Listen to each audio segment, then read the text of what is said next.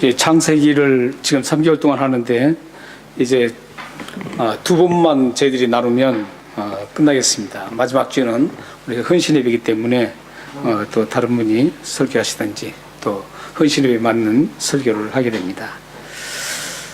저는 오늘 이 말씀을 준비하면서 이런 생각을 해보았습니다.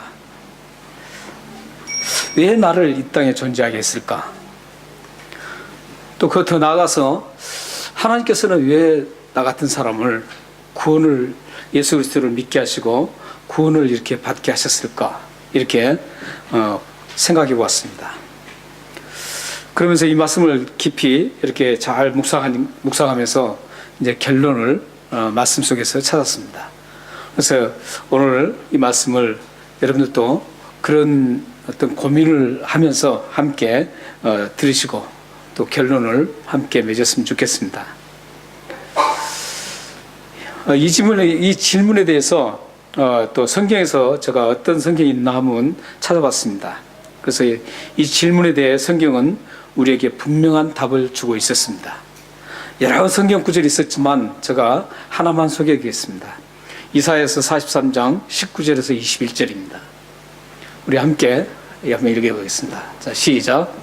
보라, 내가 새 일을 행하리니 이제 나타날 것이라. 너희가 그것을 알지 못하겠느냐? 반드시 내가 광야의 길을 사막의 강을 내리니 정차 들짐승 곧 승냥이와 타조도 나를 존경할 것은 내가 광야의 물을 사막의 강들을 내어 내 백성 내 택한 자에게 마시게 할 것임이라. 이 백성은 내가 나를 위하여 지었나니 나를 찬송하게 하려 함이니라. 네, 저기 보면 이제 사막에 강에 물을 내서 마시게 한다 그럽니다. 이 일은 그냥 사막에 일반적인 물을 내서 마시게 한다는 그런 지하수물이 아닙니다. 그런 지하수물이 아니고 19절에 보면은 내가 새 일을 행하리니 이렇게 말합니다. 보라, 내가 새 일을 행한다고 합니다. 새 일을 행하는 그 일입니다. 새 일이 행한 다음에 이루어지는 일이 사막의 강에서 물이 흐르게 해서 그걸 마시게 한다는 겁니다. 요즘 저희들이 저기 요한복음을 함께 커피브레이크를 나누고 있거든요. 요한복음 커피브레이크를 함께 나누는데 요한복음 커피브레이크에 나오는 예수님께서 계속 유대인들에게 내가 주는 것은 먹는 것은 결코 줄이지 않는다. 내가 주는 물은 영생하도록 솟아나는 물이기 때문에 목마르지 않는다. 다시는 목마른 일이 없다는 것이죠. 한 번만 마시면, 한 번만 먹으면 굶주리지 않고 한 번만 마시면 영원히 목마르지 않는다는 겁니다. 그 지하수 얘기가 아니죠. 우리가 먹는 빵 얘기가 아니죠. 밥 얘기가 아니죠. 여기서는 지금 이사야서 43장에 있는 새 일을 행했을 때 이 얘기입니다. 그 새 일을 누가 행했느냐? 예수 그리스도께서 행하신다는 겁니다. 그래서 예수 그리스도를 믿는 그 자체가 예수님을 살을 먹는 거고 피를 마시는 거. 그래서 우리가 성찬식을 하게 되는 거죠. 예수 그리스도를 믿는 그 자체를 믿으면 우리는 영원히 굶주리지 않고 영원히 목마르지 않는 영원한 생명을 얻게 된다는 게 요한복음 말씀이에요. 그런데 그때 당시에 그 사람들은 이해를 못하고 자꾸 먹을 걸 달라는 거예요. 예수님께서 광야에서 5,000명을 먹였는데도 불구하고 그 떡인 줄 알고 그걸 또 달라고 계속 예수님을 따라다닙니다. 그럴 때마다 예수님이 말씀합니다. 내가 주는 떡은 결코 줄이지 않을 것이다. 내가 주는 물을 마시면 목마르지 않을 것이다. 계속 말씀합니다. 지금 그 말씀입니다. 그런데 지금 21절부터 이렇게 23절 보면, 20절부터 23절 보면 누구에게 줍니까, 그걸? 물을 누구에게 줘요? 누구에게 마시게 합니까? 내가 택한 자에게 마시게 한다는 것이죠. 내가 택한 자예요. 예수 믿는 자입니다. 그러니까 성경은 구약과 신약이 다 연결되어 있습니다. 누구로 연결되어 있어요? 예수 그리스도로 연결되어 있다는 겁니다. 이렇게 성경을 봐야 합니다. 그래서 그렇게 마시게 하는데 그 마시게 하는 이유가 뭐라 그래요? 이 백성은 내가 나를 위하여 지었다 그러죠. 나를 위하여 마시게 한다는 것이죠. 새롭게 만든 이유는, 우리를 구원을 시켜준 이유는 하나님을 위해서입니다. 그리고 또 뭐예요? 하나님을 찬송하게 하기 위해서입니다. 여러분들이 예수님을 믿었습니다. 믿었으면 이제 뭘 해야 돼요? 하나님을 위해서 살아야 된다는 거죠. 예수님을 믿었으면 이제 어떻게 해야 된다고요? 하나님을 찬송하는 삶을 살아야 된다는 거죠.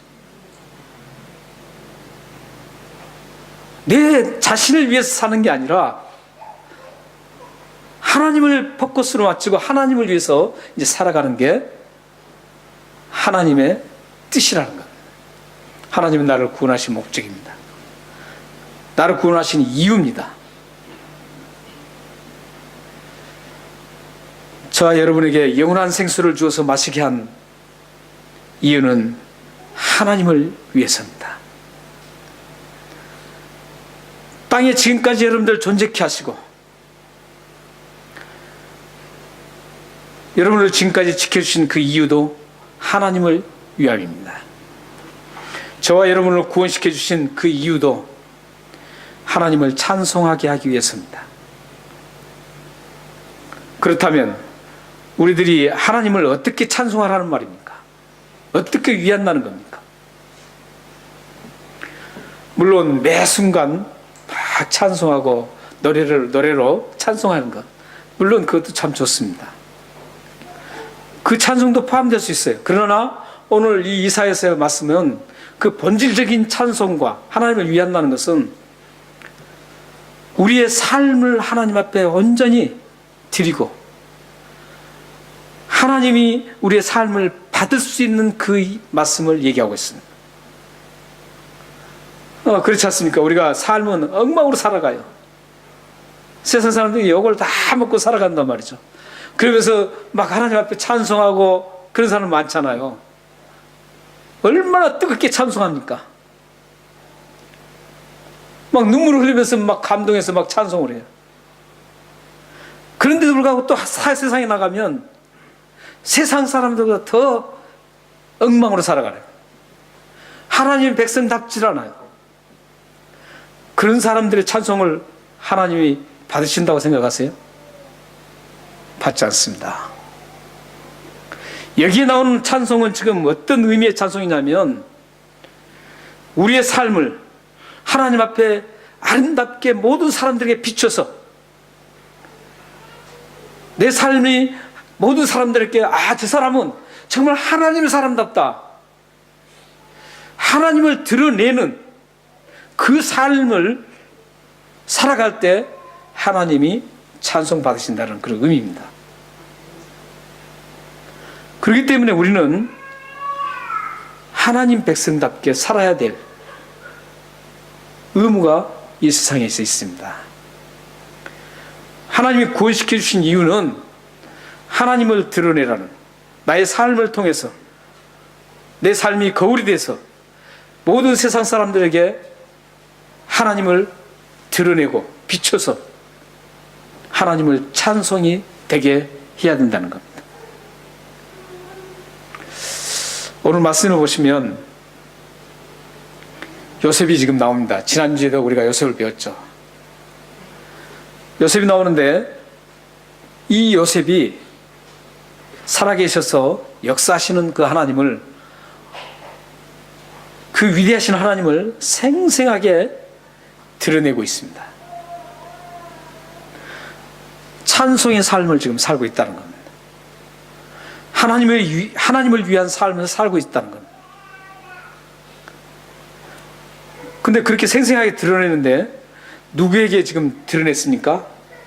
물론 애굽사람 거기 같이 있는 사람들 드러냈지만 신과 같은 존재, 신과 같은 존재였던 애굽의 바로 왕을 살아계신 하나님을 인정하게 만드는 그런 놀라운 일들이 지금 오늘 본문 속에서 나옵니다. 38절 한번 보시기 바랍니다. 38절과 39절이 나오는데요. 38절에 보시면 바로가 그의 신하들에게 이르되 이와 같이 하나님의 영에 감동된 사람을 우리가 어찌 찾을 수 있으리요. 그러니까 하나님의 영에 감동된 하나님이라는 이름을 지금 들먹이고 있습니다. 그리고 그 하나님의 영에 의해서 감동됐기 때문에 지금 자기가 고민했던 그 꿈, 아무도 그 꿈을 풀이하지 못했는데 그 꿈을 시원스럽게 풀어주고 또 그 꿈이 그대로 맞아서 7년 풍년과 7년 환란, 흉년이 들어서 그 대책을 세워서 요셉이 이 애국을 강하게 만든 그런 역할을 하는 것을 확실하게 이 바울은 보았습니다. 또 보세요. 29절 보면 요셉에게 이르되 하나님이 이 모든 것을 내게 보이셨으니 너와 같이 명철하고 지혜 있는 자가 없도다. 이렇게 하나님을 지금 인정하고 있습니다. 그런데 여러분들 하나님을 인정했다고 이 말씀에 이제 하나님을 막 들먹이니까 바로가 정말 하나님을 인정했구나 하는데 바로가 인정하는 것은 우리 한국 성경에는 그냥 하나님이라고 동일하게 나오지만 히브리 성경에는 동일하게 안 나옵니다. 히브리 성경에는 요셉이 말하는 그 하나님이 아니에요. 지금 바로가 말하는 하나님은 그 많은 신들 중에 하나를 얘기하고 있어요, 지금. 그런데 요셉은 어떤 하나님을 믿고 있어요? 이 세상에 유일하게 한 분이신 하나님을 믿고 있는 거예요.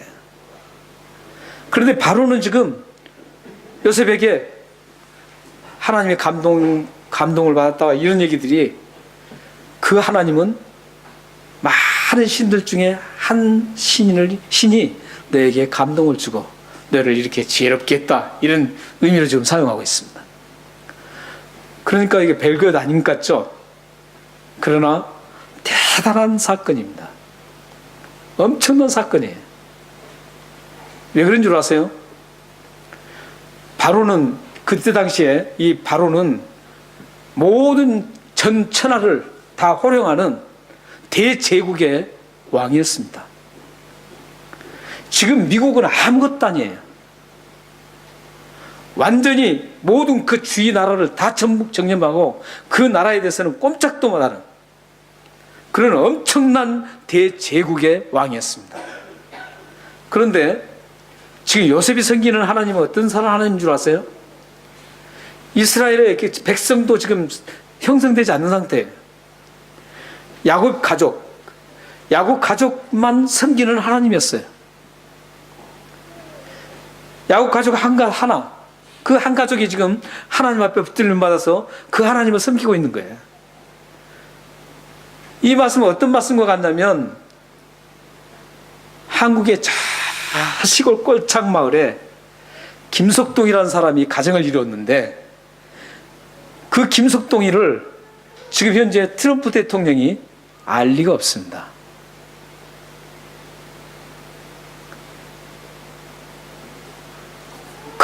지금 그것과 비교도 안 되는 거예요, 사실은. 근데 그 비교가 그렇게밖에 할 수 없는 거예요, 지금.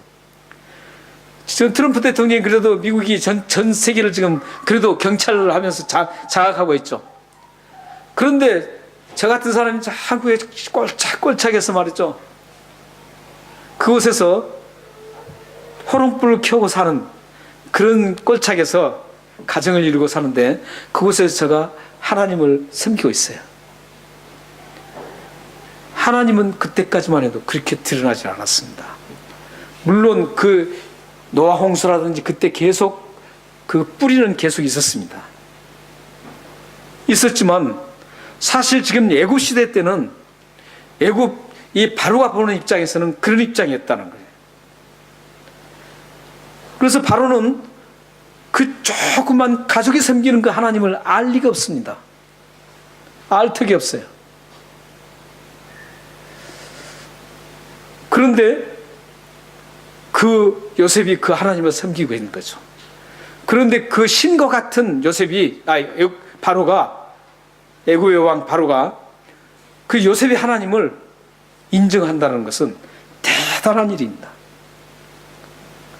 그 많은 신들 중에 가장 뛰어난 신으로 인정한다는 그 자체는 대단한 사건입니다. 대단한 사건이었어요. 이렇게 애굽 바로 왕이 인정했을 때 어떤 파급 효과가 일어날까요? 바로 왕이 그렇게 인정하면 그 전 애굽이 다 인정하게 되겠죠. 그리고 애굽이라는 그 엄청 나라가 인정하면 그 주위의 조그만 나라는 자연스럽게 하나님의 위대하심이 그대로 파급 효과로 퍼질 수밖에 없습니다. 이런 사건이에요. 지금 이게 오늘 본문이 단순히 하나님을 들먹이는 게 아니에요. 엄청난 일입니다. 요셉을 통해서 이런 엄청난 하나님이 드러난 겁니다. 드러나고 있어요.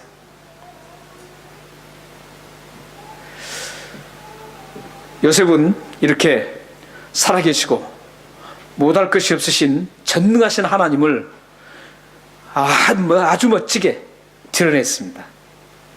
이렇게 하나님을 드러낸 결과가 어떻게 나타나는지 아세요?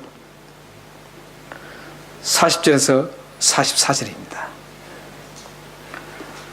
먼저 40절에서 41절에는 대제국 애굽을 다스리는 바로왕 다음 서열인 총리로 세움을 받습니다. 그리고 41절에서 44절에는 이름만 내세우는 허수아비 총리가 아니고 실질적인 모든 고난을 이음받고 인장을 뺏어주고 옷을 입히는 모든 행식은 모든 고난을 그대로 위임해서 실질적으로 그 모든 고난을 행사할 수 있는 그런 고난을 준 겁니다. 그래서 그런 고난을 다 줍니다. 다 줘서 실질적으로 모든 애굽을 다스리고 그들을 치리하고 그들을 이끌고 가는 그런 대단한 위치에 올라서게 됩니다. 뿐만 아니라 우리가 읽지는 않았지만 45절에는 아름다운 가정을 이룹니다. 요셉의 가정은 언뜻 보면 문제가 있습니다. 왜냐하면 45절을 우리가 읽지는 않았지만 45절 한번 보십시오. 성경에 보시면 보디베라라는 딸 아스낙을 이제 애굽 왕이 줘서 결혼을 시킵니다. 그 사이에서 누가 나오냐면 므낫세와 누구죠? 에브라임. 이 두 형제가 거기서 태어납니다. 근데 이 아스낫이 누구냐? 보디베라가 누구냐면 지금의 카이로가 수도죠. 이집트의 수도인데 카이로에서 약 14km 떨어지는 우리 다른 성경에는 또 다음에 성경에는 야윈이라고 나오는데 오늘 여기 45절에는 온나라라고 나옵니다. 온나라라고 나옵니다. 그리고 온나라가 있는 온이라는 그 지방이 있어요. 그 지방이 있는데 그 지방은 어떤 지방이냐면 애굽의 가장 위대한 신을 섬기는데 애굽의 신 중에 뭐가 가장 위대했냐면 라라는 신은 무슨 신이냐면 태양신입니다. 태양신을 가장 위대하게 섬겼습니다. 그래서 지금도 이집트에 이렇게 고고한 발견된 그걸 보면 태양신이 많이 발견됩니다. 근데 그 태양신을 섬기는 가장 주신을 섬기는 그 장소가 어디냐면은 온이라는 곳이었어요. 온이라는 지방이었습니다. 근데 그 지방에 온이라는 그 지방에 신을 섬기는 제사장이 누구냐면 이 요셉의 장인이었습니다. 그러니까 그 이방 신을 섬기는 최고의 이방 신을 섬기는 딸과 결혼을 한 겁니다. 그럼 가정에 문제가 있겠죠. 솔로몬 같은 경우도 얼마나 문제가 많았어요. 다른 이방신 여자들 많이 데려와가지고 완전히 이방 신화 돼버렸죠. 근데 지금 이 요셉 같은 경우는 이 엄청난 사람인데 하나님이 엄청나게 쓰시는데 하필 그런 제사장하고 딸하고 결혼을 시키는 거예요. 그런데 하나님은 아무 말씀을 안 하세요. 왜 그랬을까요? 요셉은 그 사람들을 하나님의 상으로 변화시킬 수 있는 능력의 소유자임을 하나님은 알고 계셨습니다. 그래서 하나님이 그렇게 결혼을 그렇게 해도 말하지 않습니다. 그들의 그 조상들을 보면은 아브라함 같은 경우는 창세기 24장 1절에서 6절에 보면 이삭을 배우자로 생길 때 자기의 그 족속을 가서 배우자를 찾아가서 결혼을 시킵니다. 그리고 창세기 28장 1절에서 4절 말씀에 보면 이삭도 아들 야곱을 결혼시킬 때 자기 친족 중에서 이방들과 결혼시키지 않고 친족 중에서 결혼시킵니다. 다음에 이제 후에 신명기 7장 3절에 보면은 이게 율법적으로 정해집니다. 이방인과 결혼하지 못하도록. 그렇기 때문에 이방인과 결혼한다는 것은 그것도 더욱더 제사장, 우상을 섬기는 제사장 딸하고 결혼한다는 것은 굉장히 위험한 일입니다. 그런데도 불구하고 하나님께서 침묵을 하신 이유는 제가 말씀드린 대로 요셉은 충분히 그 사람들을 하나님의 사람으로 변화시킬 수 있기 때문이었습니다. 그 증거가 다음에 그 자기들 여기 스토리에 보면은 그 가족에 직접적으로 안 나오지만 자기 요셉을 수종 들었던 종들이 하나님을 고백하는 장면에서 나옵니다. 그래서 이 요셉을 결혼을 했지만 하나님은 침묵을 하십니다. 우리는 여기에서 파악해야 할 것이 하나 있습니다. 사실 요셉의 생애를 보면 나무를 비유한다면 사실 싹도 트기 힘듭니다. 싹도 트기 힘든 그런 아주 힘든 그 상황이었습니다.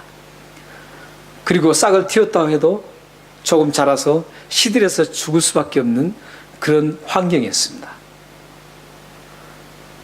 꽃도 피울 수 없었고 열매는 더욱 맺을 수 없는 그런 요셉의 생애입니다.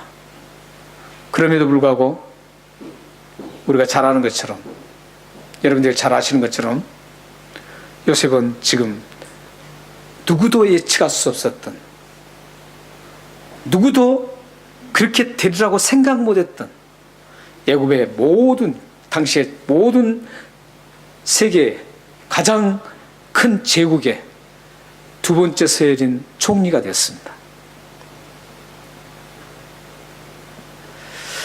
우리는 여기서 그렇게 될 수 있었던 요셉이 그렇게 될 수 있었던 이유가 뭔지를 파악해 봐야 됩니다. 그렇게 어려운 척박한 삶, 얼마나 힘든 삶을 걸어왔습니까? 형님들에게 팔리고 또한 보디발의 집에서는 모함을 받아서 말이죠. 힘들었고 감옥에서도 감옥에 갇히고 이런 상황을 쭉 보면 도저히 요셉은 위대하게 될 수 있는 그런 환경이 하나도 갖추지 않았습니다. 그럼에도 불구하고 요셉이 지금 어떻게 됐습니까? 위대한 하나님의 사람으로 하나님을 지금 드러내고 있다는 겁니다. 그 이유가 무엇인지 우리는 한번 살펴봐야 됩니다. 첫째는 하나님의 은혜였습니다. 지난주에 우리가 나눴었죠. 하나님의 은혜였다라는 것이죠. 하나님이 그를 인도하시고 하나님이 그를 계속적으로 보호하시고 하나님의 은혜를 더해 주셔서 지금 요셉이 그 환경까지 올라올 수 있었습니다. 사실 요셉이 아무리 뛰어났다고 해도 애굽의 총리는 절대 될 수 없는 그런 상황이었습니다. 그것도 13년 만에 될 수 없었습니다. 하나님의 은혜 아니었으면 요셉은 한 발자국도 전진할 수 없었습니다. 하나님이 요셉을 지키시고 인도하시고 그를 철저하게 세워주셨기 때문에 이런 결실을 맺을 수 있었습니다. 또 다른 하나의 이유가 있습니다. 그것은 요셉이 할 수 있는 건 하나님께 전적으로 신뢰하는 것밖에 없었습니다. 하나님이 주신 그 은혜를 알고 하나님 앞에 부단히 은혜를 구하고 또 그 은혜를 신뢰하며 하나님을 철저하게 신뢰하고 믿고 주어진 현실에 성실하게 일하면서 하나님께 감사하며 묵묵히 살아가는 그 아름다운 삶을 통해서 이런 결실이 있었습니다. 우리는 배워야 할 점을 발견하게 됩니다. 여러분들에게 주어진 하나님의 은혜를 잘 간직해야 합니다. 우리가 지금 쓰던 주제가 하나님의 은혜를 간직하는 그리스도인입니다. 은혜를 간직하는 그리스도인입니다. 하나님의 은혜를 주셨어도 그걸 다 쏟아버리고 그렇다면 그렇게 되면 하나님께서 여러분들을 요셉처럼 사용하지를 않습니다. 하나님이 주셨던 그 은혜를 잊지 마십시오. 그리고 잘 간직하십시오. 그리고 그 은혜를 간직하고 그 은혜 주시는 하나님을 철저하게 신뢰하고 믿고 어떤 환경과 어려움과 힘듦이 있어도 철저하게 하나님이 살아계시고 은혜를 주신 하나님이라는 것을 믿고 신뢰하면서 걸어가십시오. 성실하게 걸어가시고 감사하면서 걸어가시면 여러분들에게 아름다운 열매가 맺혀질 것입니다. 사랑하는 성도 여러분, 여러분은 지금까지 무엇을 최우선순위에 놓고 살아오셨습니까? 그 우선순위가 재물이 될 수 있습니다. 돈이 될 수가 있습니다. 그 우선순위가 자녀일 수 있습니다. 우선순위가 여러분의 목적을 이루는 일일 수 있습니다. 또한 차선순위도 있을 겁니다. 그 차선순위가 여러분의 자존심을 지키는 일일 수도 있습니다. 또한 명예일 수도 있습니다. 여러분들은 이러한 최우선순위를 어떻게 하느냐에 따라서 요셉의 아름다운 결과를 경험하게 될 것입니다. 고린도전서 13장 11절은 우리들에게 우선순위를 바꿀 수 있는 사람은 어떤 사람인가를 우리들에게 가르쳐주고 있습니다. 한번 읽겠습니다. 시작. 내가 어렸을 때는 말하는 것이 어린아이 같고 깨닫는 것이 어린아이 같고 생각하는 것이 어린아이 같다가 장사한 사람이 되어서는 어린아이의 일을 버렸노라. 여기 보면 그리스도인의 두 가지 종류가 나오죠. 두 가지 종류의 그리스도인이 나옵니다. 어떤 그리스도인입니까? 한 부류는 어린아이 부리고 한 부류는 장성한 사람입니다. 어렸을 때는 어린아이 같고 깨닫는 것도 하나님 말씀을 말하는 거죠. 그리고 삶의 이치도 말하는 거죠. 하나님 말씀도 깨닫는 게 다릅니다. 성숙한 그리스도인과 이제 아직도 어린아이 신앙의 그리스도인들은 이 말씀을 깨닫는 것도 아주 많은 차이가 납니다. 그러니까 저는 이제 목회자니까 함께 이제 말씀을 대화를 나누고 이렇게 쭉 하는 거 보면 저분은 지금 어느 정도 신앙에 지금 계시구나. 이걸 어느 정도는 알 수 있습니다. 그 말씀을 생각하고 그 말씀을 깨닫는 거 보면 어느 정도 알 수 있습니다. 그러나 정확히 모릅니다. 하나님만 정확히 압니다. 그러나 대충은 짐작합니다. 저분은 어느 정도의 지금 신앙을 가지고 있다. 이런 걸 또 근데 말씀을 많이 아는 것 같은데 말씀을 안다는 건 제가 항상 강조해서 말씀드리지만 말씀을 안다는 것은 그 말씀을 내 삶에 적용해서 살아가는 걸 안다는 것까지 됩니다. 깨닫는다는 것은 그냥 깨닫는다는 게 아니에요.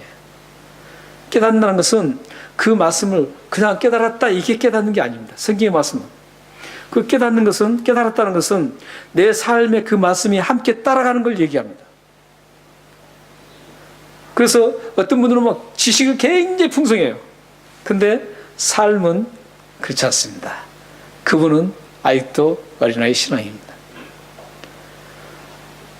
그래서 여기 보면 이제 어린아이 갔다가도 장사 사람이 되면 어때요? 어린아이 일을 버린다는 거죠. 여러분들이 우리가 참 신앙생활을 하면서 우선순위를 놓지 못한 이유가 거기에 있다는 거죠. 하나님이 원치 않는 그 우선순위. 우리의 우선순위는 뭐죠? 하나님을 위하는 거고, 이사야서 아까 44장 말씀 나눴던 것처럼 하나님을 우리 삶 속에서 드러내서 찬송이 되게 하는 거예요. 이게 우리의 우선순위거든요. 근데 그 우선순위를, 내 물질과 우선순위를 바꿀 수가 없는 분들이 있어요.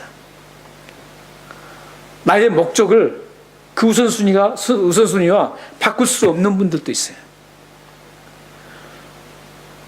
나의 알량한 자존심과 하나님의 그 영광을 위해서, 하나님을 위해서 나의 삶이 드러나는, 찬송이 되게 하는 그것과 바꾸지 못하는 분도 있어요. 그 왜 그런 줄 아세요? 바꿀 수 없는 것은 아직도 어린아이 신앙이기 때문에 그렇습니다. 장성한 신앙, 매추얼 크리스천은 우선순위를 쉽게 바꿉니다. 하나님이 원하시는 것으로. 하나님이 원하시면 언제든지 내 걸 포기하고 언제든지 잘 바꿉니다. 이게 다른 거예요. 그렇다면 우리는 이 하나님 장성한 신앙이 되고 싶은데 어린아이를 다 버리고 장성한 사람으로서 정말 멋진 매추얼 크리스천으로 살고 싶은데 그걸 어떻게 하느냐 이거죠. 그것은 오직 말씀밖에 없습니다. 여러분들을 신앙을 성숙시키고 여러분들을 다듬고 그래서 하나님을 아름답게 드러내는 찬송의 삶이 되기 위해서는 하나님 말씀밖에 없습니다. 여러분들이 감동스러운 소설이나 동화책을 읽어도 일시적인 감동을 받고 약간 감동받아서 조금 지체는 할 수 있지만 그 본질적인 변화는 절대 일어날 수 없습니다. 본질적인 변화는 오직 하나님 말씀밖에 없습니다. 그래서 우리가 말씀을 듣고 말씀을 부단히 읽고 말씀을 함께 나누고 커피 브레이크에 참석하고 이런 이유가 바로 거기에 있는 거예요. 내가 어린아이 신앙에서 벗어나서 정말 나의 우선순위를 다 버리고 오직 하나님의 영광을 위해서 드려지는 찬송의 삶을 드려지는 그런 삶을 살기 위해서 우리가 함께 참여하는 겁니다. 그렇게 될 때 어떻게 된다고요? 결과가 요셉처럼 하나님께서 위대하게 잡아서 세워서 위대한 하나님을 드러내는 그런 경험을 할 수 있게 만든다는 겁니다. 사랑하는 여러분, 여러분이 하나님을 드러내는데 우선순위를 두고 살아가시면 요셉이 경험했던 하나님의 은혜를 맛보며 기쁨으로 이 세상을 살아가게 될 것입니다. 여러분 가정이 하나님을 드러내는 그 우선순위로 잡고 살아가시면 요셉과 같은 놀라운 하나님의 역사를 경험하며 감사하며 살게 될 것입니다. 기도하겠습니다.